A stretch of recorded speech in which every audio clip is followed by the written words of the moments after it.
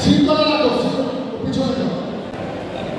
এই যে বাম পাশে চেয়ার খালি অনেক, এই নারায়ণগঞ্জ সুনামের কথা এবং এই ঢাকা রাস্তাটাকে ঘুরতে পারবেন সোনারগাঁ কানাডের নেতৃত্ব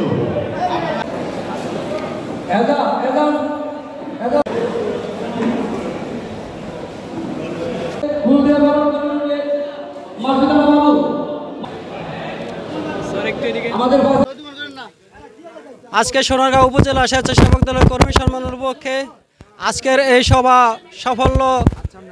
সফল এবং সার্থক করার জন্য আমাদের সোনারগাঁ থানা স্বেচ্ছাসেবক দলের সকল স্বেচ্ছাসেবক নেতৃবৃন্দ থেকে ধন্যবাদ। তারা